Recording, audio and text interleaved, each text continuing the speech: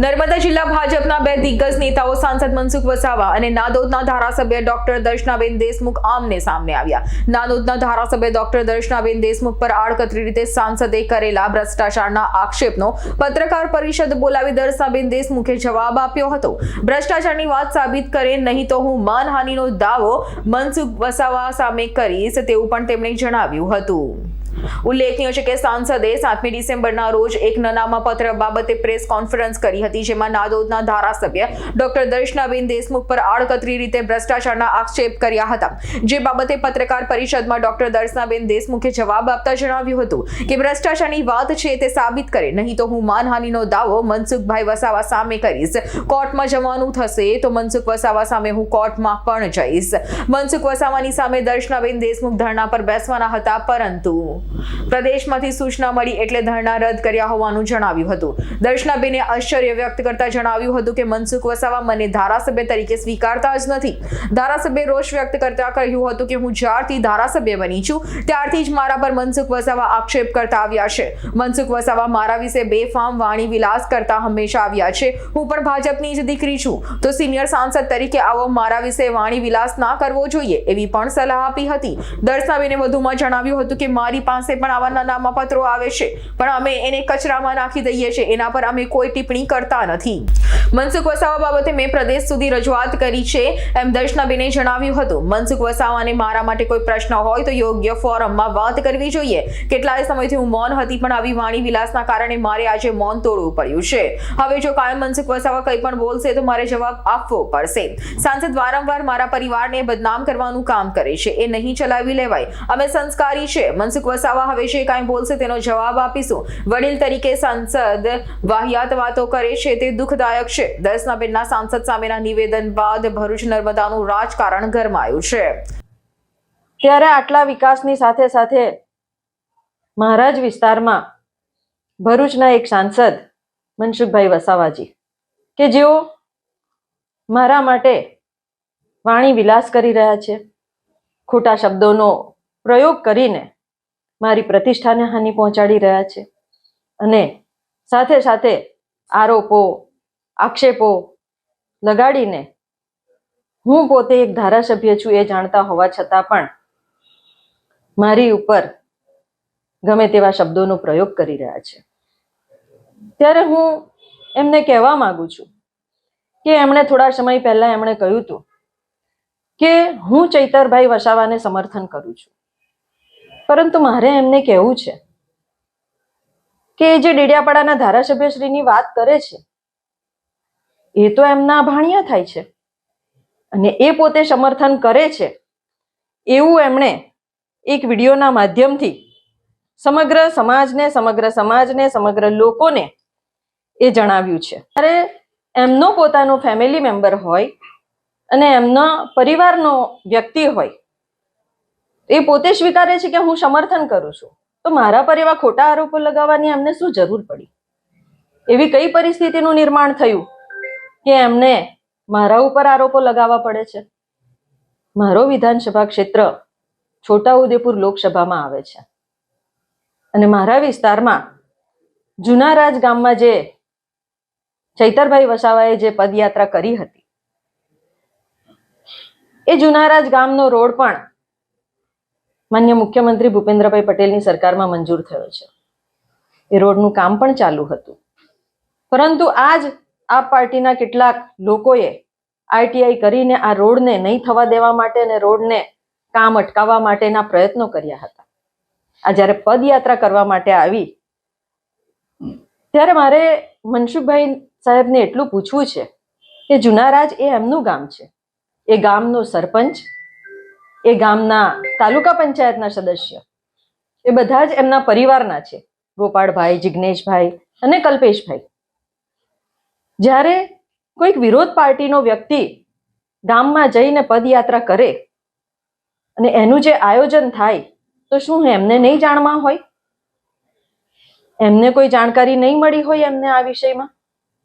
એમણે એને રોકવાનો પ્રયત્ન નહીં કર્યો હોય? ભારતીય જનતા પાર્ટીની પ્રતિષ્ઠાને ઝાંખપ લગાડવાનો આજે જુનારાજમાં ભારતીય જનતા પાર્ટીના સરકાર દ્વારા અનેક એવા વિકાસના કામો થયા છે એ ત્યાંના સરપંચ જિજ્ઞેશભાઈએ જણાવેલું છે. એ પોતે પણ કહે છે કે અમે લોકો તો જન્મ્યા ત્યારથી ભારતીય જનતા પાર્ટી સાથે જોડાયેલા છે, છતાં પણ આજે એક વિરોધ પાર્ટીનો માણસ આવીને ત્યાંથી પદયાત્રા કરે છે અને સરકારની ખોટી ખોટી વાતો કરે છે. ત્યારે આ પદયાત્રા દરમિયાન પણ જે ગામના લોકો જોડાયા એ ગામના લોકો એમના સંબંધી બધા છે. તો મારે એમને પૂછવું છે કે આ બધી વાતની જાણકારી શું તમને નહીં મળી હોય? મને કહે છે કે ભાઈ કલ્પેશભાઈ વસાવા મારી સાથે સતત સંપર્કમાં રહે છે, તો એ જણાવે મને. મારું મોબાઈલના લોકેશનો જુએ, મારા મોબાઈલમાં કેટલા કોલ ડિટેલ્સ છે એ કઢાવે. કઈ દિવસે હું એમની સાથે સંપર્કમાં હતી, કયા દિવસે મેં એમની સાથે વાત કરી હતી. છેલ્લા 2 વર્ષમાં એ કલ્પેશભાઈ સાથે હું મળી નથી કે વાત નથી કરી. અને મને ખોટી રીતે ચૈતરભાઈ વસાવા સાથે સમર્થન કરું છું કરીને જે સંડોવવાનો પ્રયત્ન કરે છે, મારી પ્રતિષ્ઠાને જે ઝાંખપ લગાડવાનું કામ કરે છે, એમના જેવા વડીલ વ્યક્તિ તરીકે એ જ્યારે આવી વાહિયાત વાતો કરતા હોય, પોતાની જ પાર્ટીની એક દીકરી માટે એ જે શબ્દોનો પ્રયોગ કરી રહ્યા છે એ ખરેખર ખૂબ જ દુઃખદાયક છે. થોડા સમય પહેલા જ કલેક્ટર ઓફિસમાં એક મીટિંગનું આયોજન કરવામાં આવ્યું હતું. એ મીટિંગનું આયોજન કલેક્ટર શ્રી દ્વારા જ થયું હતું, છતાં પણ સોશિયલ મીડિયાના માધ્યમથી અને માન્ય મુખ્યમંત્રી શ્રીને એમણે પત્ર દ્વારા જણાવ્યું કે આ ડોક્ટર દર્શનાબેન દેશમુખ અને ડેડિયાપાડાના ધારાસભ્ય શ્રી દ્વારા આ મીટિંગનું આયોજન કરવામાં આવ્યું છે. આ આયોજન કર્યું હતું એ વિષયની મને કોઈ જાણકારી ન હતી. મને ખાલી મીટિંગ છે એવું કહેવામાં આવ્યું હતું. અને છતાં પણ આ વિષયને ખોટી રીતે ચગાવીને કોઈ પણ જાણકારી, સચ્ચાઈ શું છે એ જાણ્યા કર્યા વગર એમણે એ હકીકતને સોશિયલ મીડિયામાં મૂકી દીધી અને પ્રજાની સમક્ષ એવું સાબિત કરવા માંગ્યા કે ડોક્ટર દર્શના દેશમુખ આવા ખોટું કામ કરી રહી છે. એમાં એમણે જણાવ્યું કે ધારાસભ્યશ્રીઓ એટલે કે હું પણ કલેક્ટર ઓફિસ સામે કપડાં કાઢીને ધરણા ધરીશ. આ વિષય એમણે બોલતા પહેલા 10 વખત વિચાર કરવું જોઈતું હતું. તમારા ઘરમાં પણ મા બેન દીકરીઓ છે, તમે કોઈની દીકરી માટે અને તમારા પોતાની પાર્ટીની આ એક દીકરી છે એના માટે તમે આવા અશ્લીલ કહેવાય આ શબ્દો, એવા શબ્દોનો શબ્દો પ્રયોગ તમે કેવી રીતના કરી શકો? આની જાણકારી પણ એમણે પ્રદેશમાં પણ જણાવી અને મુખ્યમંત્રીશ્રીને પણ જણાવી. તમે સચ્ચાઈ સુધી તો પહોંચો. પહેલા સચ્ચાઈ શું છે એ જાણવાની કોશિશ તો કરો. અમે રાજપીપળામાં જ રહીએ છીએ અને 24/7 365 ડેઝ અવેલેબલ રહીએ છીએ, છતાં પણ અમારી સાથે કોઈ પણ જાતની ચર્ચા કર્યા વગર એમણે જાતે જ આ બધા સ્ટેટમેન્ટ આપ્યા. મને મારા કામ કરવામાં ઘણી બધી મુશ્કેલી અને અડચણ ઊભા કરવાનું કામ આવી બધી વાહિયાત વાતોને લીધે આવી રહ્યું છે. મારી પ્રજા મને પૂછશે કે બેન તમે શું કામ કરશો? મારું માનસિક મનોબળ તોડવાનું કામ અને મને આવી રીતના હેરાન પરેશાન કરવાનું કામ જ્યારે ભરૂચના સાંસદ શ્રી મનસુખભાઈ વસાવા કરી રહ્યા છે, ત્યાં મારે એમને એ પણ પૂછવું છે કે 5મી તારીખે તમારા ઉપર જે પત્ર આવ્યો અને એ પત્રની તમે જે પ્રેસ કોન્ફરન્સ કરી છે ને, એ પ્રેસ કોન્ફરન્સમાં તમે બધું જણાવ્યું છે કે હું અને મારો પરિવાર અમે ભ્રષ્ટાચાર કર્યા છે.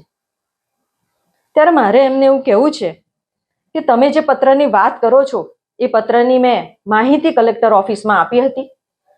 કલેક્ટર ઓફિસને મેં કહ્યું હતું કે કલેક્ટર સાહેબ આ વાતની સચ્ચાઈ સુધી મારે જવું છે, આ પત્ર કોણે લખ્યો છે એ મારે માહિતી જોઈએ છે અને જો એમાં સચ્ચાઈ સાબિત હશે તો અમને અમારી ભારતીય જનતા પાર્ટી અમને જે પણ કોઈક અમારા માટે નિર્ણય લેશે એ નિર્ણય લેવા અને એને સ્વીકારવા માટે અમે લોકો બંધાયેલા છીએ.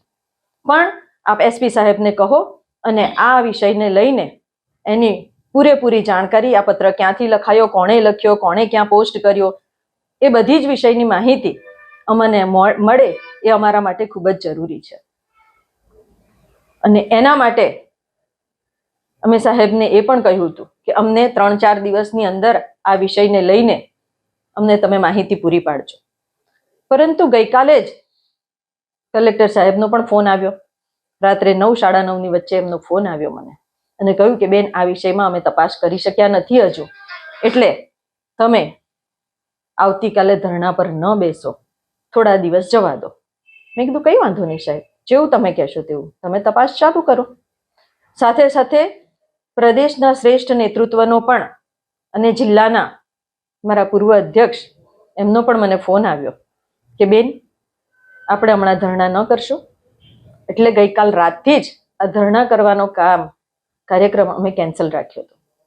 અને ધરણા કરવાનો મુખ્ય હેતુ એટલો જ હતો કે માન્ય સાંસદ ભરૂચ મનસુખભાઈ વસાવા, જે મારા પર ખોટા આરોપો લગાવી રહ્યા છે, ખોટા આક્ષેપો કરી રહ્યા છે, ખોટો વાણીવિલાસ કરી રહ્યા છે, એની અગેન્સ્ટમાં અમે આ ધરણા ધરવાનો કામ કર્યું હતું. એમની પાસે જો કોઈ સાબિતી હોય તો એ સાબિતી અમને આપે, અમને ખરાઈ કરાવડાવે અને ખરાઈ કરીને સાબિતી આપે, પ્રદેશને આપે, સરકારને આપે. અને એ સાબિતી આપ્યા પછી જે સરકાર કે પાર્ટી નિર્ણય કરશે એ નિર્ણયને અમે સ્વીકારવા માટે બંધાયેલા છે. અમે ભારતીય જનતા પાર્ટીના પાયાના કાર્યકર્તા છે. ભારતીય જનતા પાર્ટીને જ્યારે નર્મદા જિલ્લામાં મોટી કરીને ત્યારે આ ભારતીય જનતા પાર્ટી માટે ભૂતપૂર્વ સાંસદ સ્વર્ગસ્થ શ્રી ચંદુભાઈ દેશમુખ, બલાભાઈ વસાવા, બાલુ નાનાભાઈ તડવી, સુરપાણભાઈ, નટુ વાંજી, આવા અનેક કાર્યકર્તાઓએ પોતાના જીવનનો ભોગ અને બલિદાન આપ્યા છે આ પાર્ટીને મોટી કરવા માટે, સમયનું દાન આપ્યું છે. ત્યારે આ કાદવમાં, કિચડમાં કમળ ઉગાડવાનું જે કામ છે ને, એ લોકોની સખત મહેનત, સખત પરિશ્રમના થકી આ ભારતીય જનતા પાર્ટી આજે આદિવાસી વિસ્તારમાં, મારા વિસ્તારમાં પ્રસ્થાપિત થઈ છે. ત્યારે મારે પૂછવું છે મનસુખભાઈ વસાવા સાહેબને કે હું જનતા પાર્ટીમાંથી આવી છું, તો એમને ખ્યાલ હોવો જોઈએ કે જનતા પાર્ટી શું હતી. 1977માં મુખ્યમંત્રી શ્રી બાબુભાઈ જસભાઈ પટેલ અને કેન્દ્રમાં મોરારજી દેસાઈ સાહેબ જ્યારે વડાપ્રધાન હતા ત્યારે ગુજરાતમાં જનતા પાર્ટીનું શાસન હતું અને જનતા પાર્ટી એ ભારતીય જનતા પાર્ટીમાં વિલીનીકરણ થયું હતું. પહેલા તો વિષય જાણવો જોઈએ, ઇતિહાસ જાણવો જોઈએ અને પછી તમે પ્રજાની સમક્ષ મૂકો, પછી તમે સોશિયલ મીડિયાની સમક્ષ મૂકો કે તમે શું વાત કરી રહ્યા છો. એમણે જે આરોપો લગાડ્યા ને કે મારા પર પત્ર આવ્યો, એવા આ પત્રો અમે પણ લઈને ફરીએ છીએ. અમારી પાસે બી એવા પત્રો છે, પણ જો આ પત્રો અમે ખોલી નાખીશું ને તો નર્મદા જિલ્લાનો એક વ્યક્તિ આ પત્રોના માધ્યમ થકી આખી એમની જે વાત છે ને, જે અત્યારે ઇજ્જત આબરૂથી ફરી રહ્યા હશે ને, એ બધી આનાથી એમના ચિત્રે હાલ થઈ જશે. પણ અમારા સંસ્કાર છે કે અમે આ બધી વાતો કે જે બધી પત્રના માધ્યમ થકી આવતી હોય છે ને, એને અમે કચરાના ડબ્બામાં નાખી દઈએ છીએ, ડસ્ટબિનમાં નાખી દઈએ છીએ. એની અમે કોઈની પાસે ખરાઈ કરવા નથી જતા. અને એટલા માટે જ એમણે જે આજે સોશિયલ મીડિયામાં પણ એક પત્ર મૂક્યો છે કે આ ભ્રષ્ટાચારીઓને પ્રોત્સાહન મળશે. ડોક્ટર દર્શનાબેન દેશમુખે પ્રદેશ સમક્ષ એમણે યોગ્ય પ્લેટફોર્મમાં વાત કરવી જોઈએ. તો શું આ વાત એમને નથી લાગુ પડતી? એમણે પોતે જેટલી વાર એમણે સોશિયલ મીડિયામાં મારા વિશેની ખોટી વાતો કરી, આક્ષેપો કર્યા, પ્રેસ કોન્ફરન્સ કરી, તો શું એ તો 30 ટર્મથી ભારતીય જનતા પાર્ટીના સાંસદ છે, તો એમને એ ખ્યાલ નહીં આવ્યો કે મારે આમની રજૂઆત પ્રદેશમાં કરવી જોઈએ, સરકારમાં કરવી જોઈએ, યોગ્ય પ્લેટફોર્મ ઉપર વાત કરવી જોઈએ. મેં જ્યાં જ્યાં વાત કરવાની છે ત્યાં મેં મારી બધી જ વાતો રજૂ કરી છે. સરકારમાં પણ રજૂ કરી છે અને મારા પ્રદેશમાં પણ મેં વાત કરી છે. અને આજે જ્યારે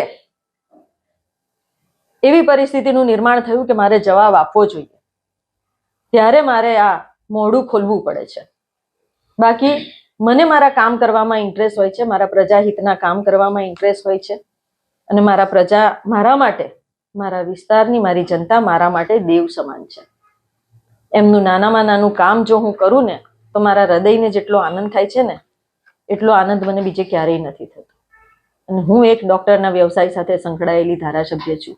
માનવ જીવનનું મહત્વ અને માનવ જીવનની મહત્તા જે છે ને એ મારાથી વિશેષ કોઈ ના સમજી શકે. એક નાના બાળકને જન્મ આપવાથી લઈને અમને જે ખુશી મળતી હોય છે ને એવી ખુશી અમને અમારા પ્રજાહિતના કામોમાં બી થતી હોય છે.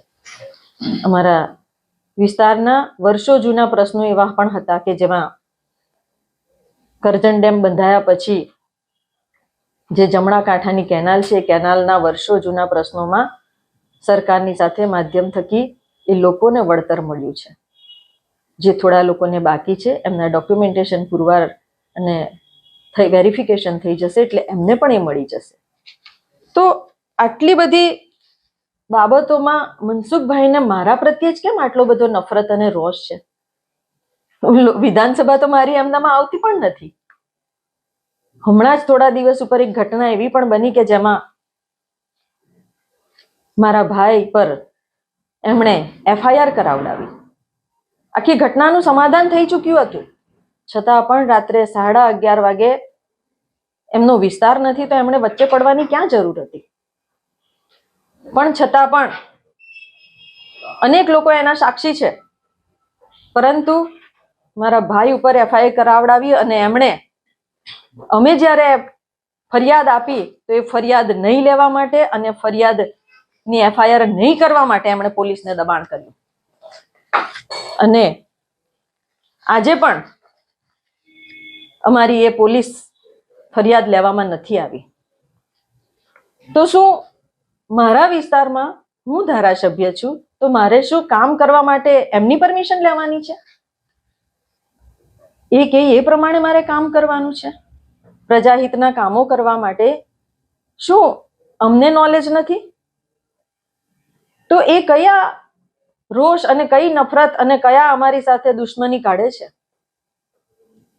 કે જેમાં એ મને ને મારા પરિવારની ઉપર અવારનવાર એટેક કરવાનું નક્કી કરે છે. એમને આ બધી બાબતને જોતા મને એવું લાગે છે કે જે ભ્રષ્ટાચારીઓની વાત એ કરતા હતા ને એ ભ્રષ્ટાચારીઓને ખુલ્લા પાડવામાં અમે લોકો પણ સરકારમાં ઘણી બધી રજૂઆત કરી છે. અને માન્ય સાંસદ શ્રી કહેતા હોય ને તો અમારી સાથે આવે, અમારી સાથે બેસે, અમને પણ સહકાર આપે ભ્રષ્ટાચારીઓને ખુલ્લા પાડવામાં. સરકારમાં જે અમારી રજૂઆતો માન્ય મુખ્યમંત્રી શ્રીને થઈ છે ને એ વિગતો મંગાવે તો જાણશે કે મારા વિસ્તારમાં જે ભ્રષ્ટાચાર થઈ રહ્યો છે અને એને છાવરવાનો પ્રયત્ન કોણ કરી રહ્યું છે. અમારી રજૂઆતની સામે એ ભ્રષ્ટાચારીઓને કોણ છાવરી રહ્યું છે એ પણ એમણે જવાબ આપવો જોઈએ. અમને જે વિકાસના કામોમાં રસ છે એ વિકાસના કામો એમણે અમને કરવા દેવા નથી. જ્યારે કૌભાંડો અનેક એવા થતા હોય છે, કૌભાંડોને ઉજાગર કરવા માટે અમે પણ એટલા જ સક્રિય અને તત્પર છીએ. હમણાં જ થોડા સમય પર એમના પર પણ કેટલાક આક્ષેપો થયા તો એમણે એ આક્ષેપોનો ખુલાસો આપવો જોઈએ, એમણે એ જવાબ આપવો જોઈએ આક્ષેપોનો. પણ એમણે આખી વાતને ડાયવર્ટ કરવા માટે એમણે આખી વાત ડોક્ટર દર્શના દેશમુખ ઉપર આક્ષેપો કરીને શરૂ કરી.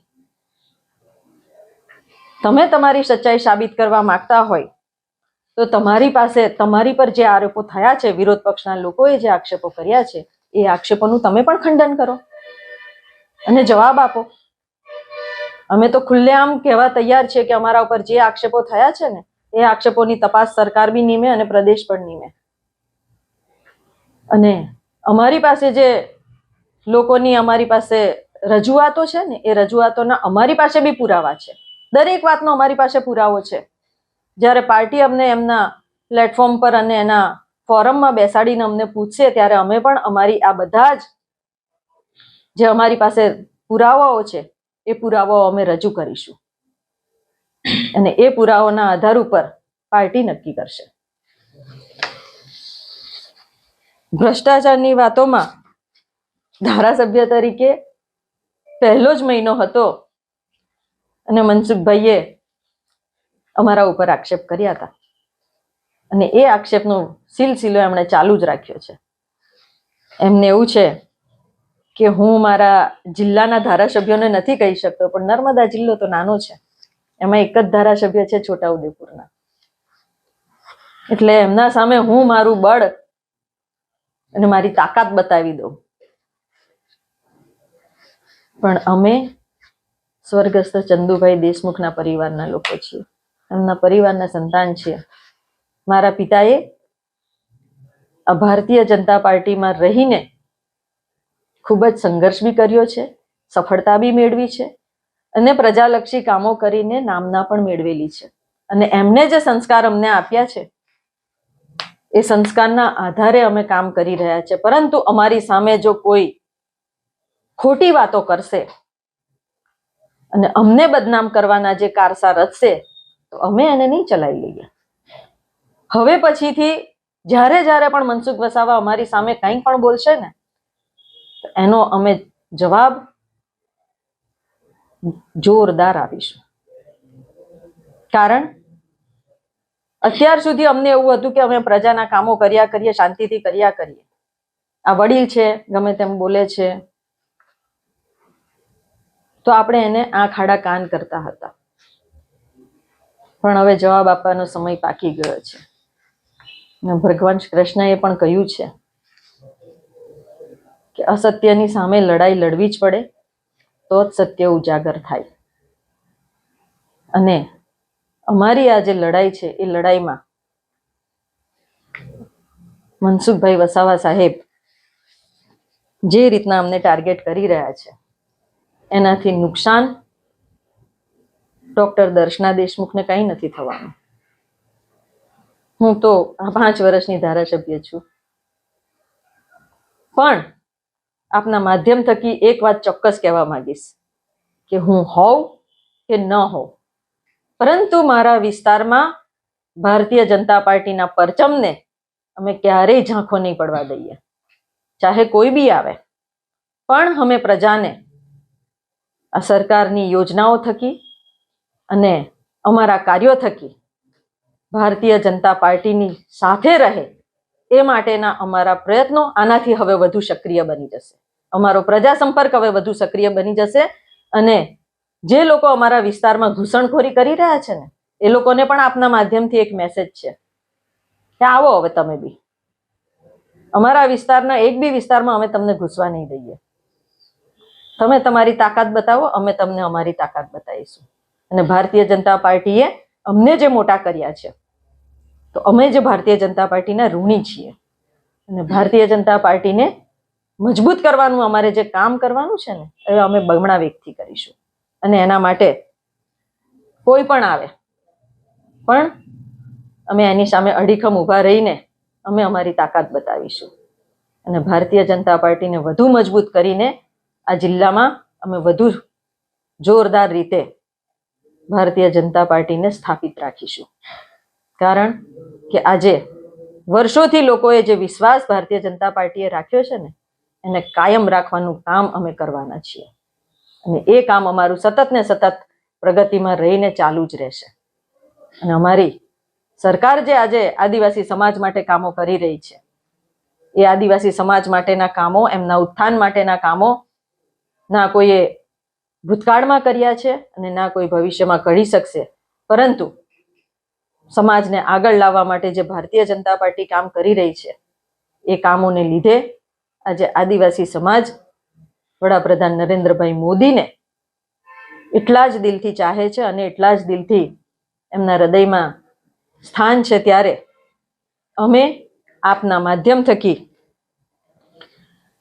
આ વાત સમગ્ર પ્રજા સમક્ષ પહોંચાડવા માંગીએ છીએ કારણ કે ધારાસભ્ય બન્યા પછી મનસુખભાઈ વસાવા સાહેબ હું ધારાસભ્ય છું એવું સ્વીકારતા જ નથી. આજે મને શું તકલીફ પડી રહી છે ને કે અધિકારીઓને પણ એ લોકો એવું કહેવા માંગે છે કે ધારાસભ્ય તરીકે ડોક્ટર દર્શનાબેન તમારી પાસે કોઈ વાત લઈને આવે ને તો એ કામ નહીં કરવાના.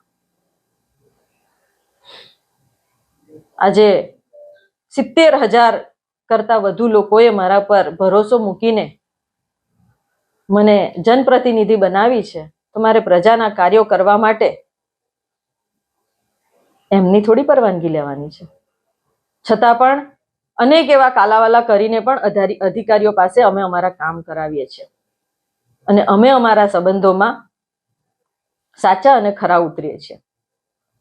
ત્યારે આજના પ્રેસ કોન્ફરન્સ દ્વારા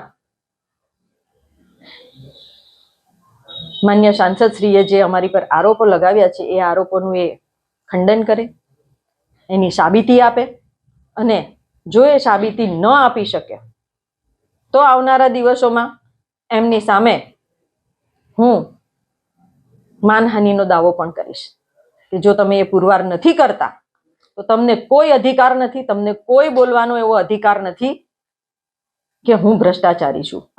અગર જો તમારી પાસે સાબિતી છે તો લાવો અને મૂકો અને એ સાબિત કરી અને પછી જ તમે અમારા માટે જે બોલવાની તમે બધી તૈયારીઓ કરો છો એ તૈયારીઓ કરો છો ને એના માટેની તમારી પાસે વિગત હોવી જોઈએ. તો આવનારા દિવસોમાં અમે પણ એમની પાસેથી આ સાબિતીઓ માંગીએ છીએ અને અમારી પર જે આરોપો મૂક્યા છે એ આરોપોનું કાં તો એ ખંડન કરે કાં તો સાબિતીઓ આપે. અને અમારી પર જે આક્ષેપો લગાયા છે એનાથી અમારી પ્રતિષ્ઠાને જે ઝાંખપ લાગી છે, ડોક્ટર દર્શના દેશમુખને ઝાંખપ નથી લાગી, સ્વર્ગસ્થ ચંદુભાઈ દેશમુખના નામને ઝાંખપ લગાવે છે, ભારતીય જનતા પાર્ટીને ઝાંખપ લગાવે છે.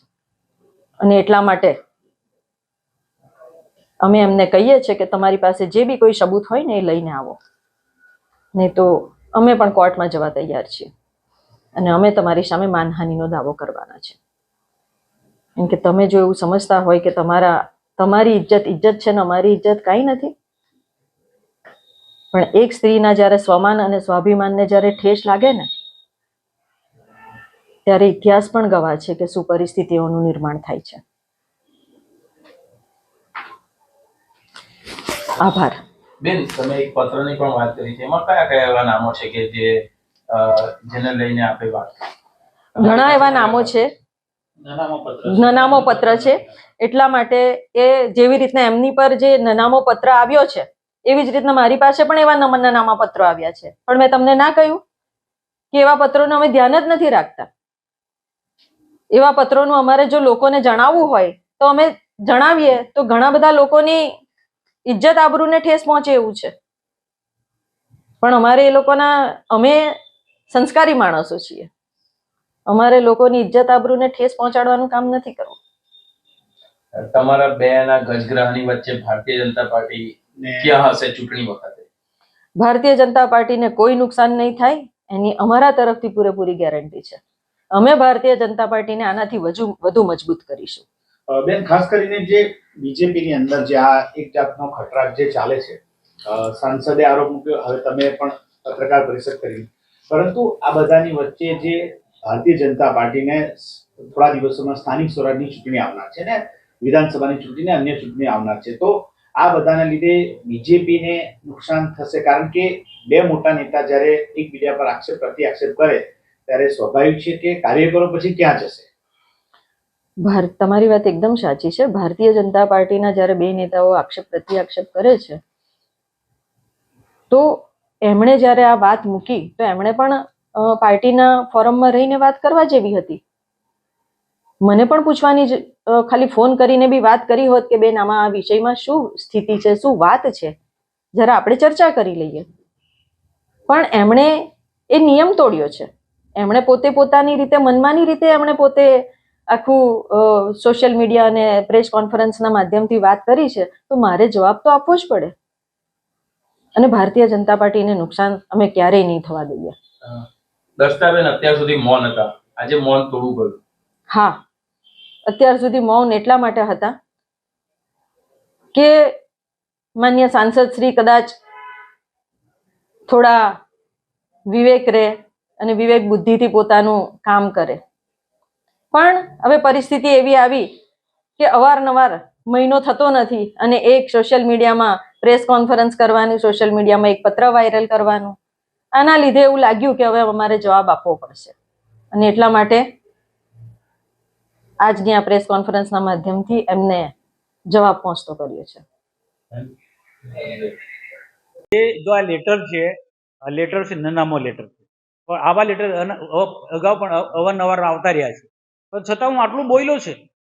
હું સમજી શકું છું કે હું સીધું નામ પર નથી, પણ લેટરમાં ઉલ્લેખ છે ને હું પણ આ લેટર મને પણ મળે છે. આ લેટર મને સંબોધીને લખ્યો છે અને અલગ અલગ જગ્યાએ એને બધે મોકલ્યો છે. બહુ લોકોને જેને જેને મળ્યો છે એવા લોકો મને ફોન કરે છે. તો આ લેટરનો પણ યોગ્ય જગ્યાએ સરકારમાં તપાસ કરાવી અને જે પણ હશે એમાં મેં તમને મીડિયા સમક્ષ કીધું કે ભાજપ સાથે જોડાયેલો કોઈ પણ ચૂંટાયેલો આગેવાન હશે કે કોંગ્રેસનો હશે કે આમ આદમી પાર્ટીનો, કોઈની અમે છોડવાના નથી.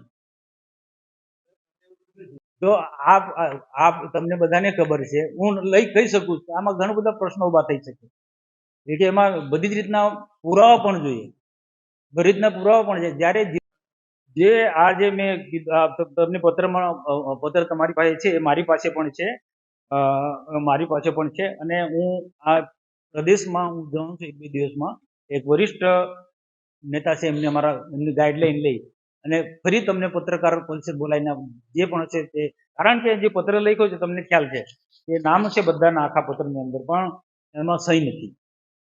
અને આવા પત્ર આ પૂરતો નહીં, અગાઉ પણ આવ્યા છે અને આજે હમણાં જે નામો છે એ જ રીતના ક્યાંક થોડા બદલાતા રહે.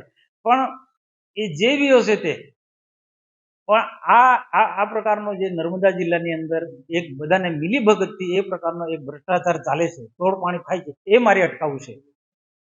આ છે આમાં અમારી એક કોંગ્રેસના એક નેતાનું નામ છે રણજીતનું, એને આમાં એની પાસે બી આ લોકો ગયા હતા, અમુક લોકો, અથવા તો એને ખબર પડી હતી, એને ધમકાઈ કાઢ્યા હતા કે મારા બાપે આવી જગ્યાએ પૈસા લીધા નથી. એ પણ આમાં પત્રની અંદર એને ઉલ્લેખ કર્યો છે. એ હવે પત્ર લખનાર કોણ છે એ ખ્યાલ નથી, એક નાનામો પત્ર છે, પણ એ જે બી કોઈ હશે તો એમાં લખે છે ભાજપનો 25 વર્ષ જૂનો સૈનિક. એમાં એ લખે છે લિખિતમાં ભાજપનો 25 વર્ષ જૂનો સૈનિક. એટલે એટલું તો નક્કી જ કે આ જે પ્રકારે, અને ત્યાર પછી મેં પણ થોડી તપાસ કરી તો એમાં પણ કંઈક ને કંઈક તથ્ય છે. ને બીજું કે આ કેવડિયામાં એ જે આખી લોબી છે, એ જે તેને નામો છે નેતાઓના, અને એ બિલ્ડર લોબી, અને બિલ્ડર લોબીમાં જમીન દલાલો, આ બધા ભેગા મળીને 1-2 વર્ષમાં કરોડો રૂપિયા કમાઈ લીધા છે, 1-2 વર્ષમાં. અને ગરડેશ્વરની ગભાણાની બાજુમાં કોઈ પ્રાઇવેટ હોટલમાં જવા માટે કોઈ રસ્તો બનાવવાનો હતો અને કોઈ પુલ બનાવવાનો હતો અને સરકારી જગ્યા હતી, એમાં 1 વર્ષ પહેલા તમને ખબર હતી એ એક નેતાએ આને મીડિયામાં બધી પ્રસિદ્ધિ કે તપાસ માંગી તેને આમ થયું અને તેમાં પછી તોડ કરી લીધું. એમાં એ એક આખી ટીમ જ છે, એમાં એક નથી, એમાં બધા લોકો આમાં 1.5 કરોડનો તોડ કર્યો છે. આમાં 1.5 કરોડનો જે તોડ થયો છે એમાં એક નથી. તો એની પણ અમે તપાસમાં હતી. મેં કાલે ઉપર છેલ્લી મેં વિઝિટ લીધી, તો અમે ચોક્કસ આવનારા દિવસોમાં કલેક્ટરને મળીને કહું છું કે આ વિસ્તારની અંદર કેવડિયા કે ગરડેશ કે ગભાણા વિસ્તારની અંદર આ સરકારી જમીનમાં કોણે દબાણ કર્યું છે. એટલે દબાણ કર્યું છે એ જ લોકો હશે પૈસા આપનારા લોકો, એકબીજાની મિલીભગત છે એવું હું ચોક્કસ કહું. કારણ કે નર્મદા જિલ્લાની અંદર આમ આદમી પાર્ટીના નેતાઓ સરકાર પર આટલા દબાણ કરે છે, આટલા આરોપ મૂકે છે, અને પાર્ટી પર ભાજપના નેતાઓ પર બધા જાતના આરોપ મૂકે છે. તો મારા સિવાય કોઈ બોલતું નથી. એટલે એ જે નથી બોલતા એ લોકો એકબીજા સાથે મળેલા છે, તાર અડેલા છે. અને બીજું કે આટલો મોટો ભ્રષ્ટાચાર થતો હોય તો કોઈને તો ખબર કેમ ના પડે? અને મેં તપાસ કર્યું છે કે આ જે સરકારી જમીનો જે છે, આ 1-2 વર્ષને કરોડો રૂપિયા આ લોકોએ બનાવી લીધા છે. એ વાત પણ સાચી છે. એ મેં કેટલાક લોકોને પૂછ્યું, મળીને આ બધા તોડપાણી કરે છે. એટલે મેં હિંમત કરી છે, મેં આમાં હિંમત કરી, મારો ભાજપના પણ છે, આમ આદમી પાર્ટીના બધા ની એક મિલીભગત છે ને હું સ્પષ્ટ કહું કે જે નથી બોલતા આ કૌભાંડ થાય છે એ લોકો બધા મળેલા છે, હું આની સામે લડવા માટે તો તમને બોલાયો છે, આની સાથે હું લડવાનો છું. દીપક જગતાપનો રિપોર્ટ S9 ન્યૂઝ રાજપીપળા. અમારી તમામ માહિતીથી અપડેટ રહેવા માટે જોડાયેલા રહો S9 ન્યૂઝ સાથે.